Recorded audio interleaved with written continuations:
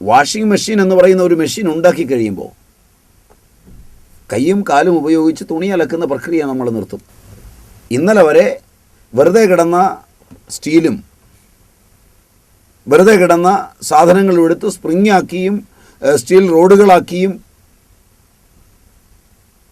അതിനകത്ത് software arrange ചെയ്തുമൊക്കെ ബുദ്ധിജീവികളിരുന്ന് ഒരു യന്ത്ര സംവിധാനം ഉണ്ടാക്കുമ്പോൾ ഇന്നലെ വരെ വിശ്രമിച്ച് കിടന്നതായി സാധനങ്ങളെല്ലാം. അത് മനുഷ്യ മസ്തിഷ്കം കൊണ്ട് പണിയെടുക്കുന്ന ഒരു സാധനമായി മാറി. അതിനെ പണിയെടുപ്പിക്കുന്നതിലേക്ക് മനുഷ്യബുദ്ധി മാറിയപ്പോൾ അത് ശാസ്ത്രത്തിൻ്റെ വലിയൊരു കണ്ടെത്തലാണ്. പക്ഷേ ഈ കണ്ടെത്തൽ ഇന്നലെ അത് തുരുമ്പിച്ച് കിടന്നതുപോലെ മനുഷ്യനെ കിടത്താൻ പര്യാപ്തമായി എന്ന ഇതിൻ്റെ ദോഷഫലം കാണാതെ പോകരുത്. ഇന്നലെ തുണി അലക്കിയവനിപ്പോൾ തുണി വാഷിംഗ് മെഷീനിൽ ഇട്ടിട്ട് വെറുതെ കയറി കിടക്കുകയാണ്, ആലസ്യം പൂണ്ട് കിടക്കുകയാണ്. യാന്ത്രിക ആലസ്യത്തിലേക്ക് ജീവനെ പരിണമിപ്പിക്കുകയും ചേതനയിലേക്ക് യാന്ത്രികമായ ദ്രവ്യങ്ങളെ യന്ത്ര സംവിധാനങ്ങളാക്കി മാറ്റി പരിണമിപ്പിക്കുകയും ചെയ്യുക എന്ന വിപരീതമായ തലത്തെയാണ് ശാസ്ത്രമെന്ന് വിളിക്കുന്നതെങ്കിൽ അത് വിനാശകാരിയാണ്. അല്ലാതെ ചുമ്മാ കയറി ഒന്നിനെ അന്ധവിശ്വാസം കൊണ്ട് എതിർക്കുകയും ശാസ്ത്ര പുരോഗതിയെ മുഴുവൻ കണ്ണടച്ച് എതിർക്കാൻ നടക്കുകയല്ല. അവിടെ മനുഷ്യജീവിതം തകർത്ത് കളയുന്നുണ്ട്. ഇങ്ങനെ തകർത്ത് കളയുന്ന ഒരു സ്ഥലത്ത് ഇവളുടെ ഓവത്തിന്, ഇവൻ്റെ സ്പേമിന്, ഇവൻ്റെ കണ്ണിൻ്റെ കാഴ്ചയ്ക്ക്, ഇവളുടെ ചെവിയുടെ കേൾവിക്ക്, ഇവൻ്റെ ജീവിതക്രമത്തിന് ഒക്കെ.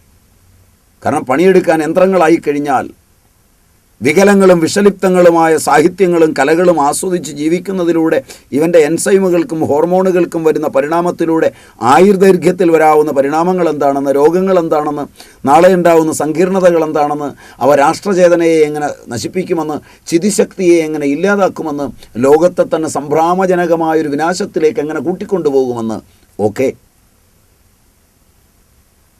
ഒരു ജനത മനസ്സിലാക്കേണ്ടതാണ്.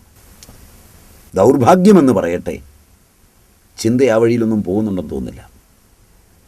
ധനുർവേദവും മറ്റും രൂപാന്തരപ്പെടുന്നിടത്ത് ഭാവന പ്രധാനമായി ഇല്ലാത്ത ഒന്നിനെയാണ് വ്യാസാദി ഋഷികൾ കണ്ടെത്തി എഴുതിയത് എങ്കിൽ അവരുടെ ഭാവനയ്ക്ക് അംഗീകാരം കൊടുത്ത് നമസ്കരിക്കാം.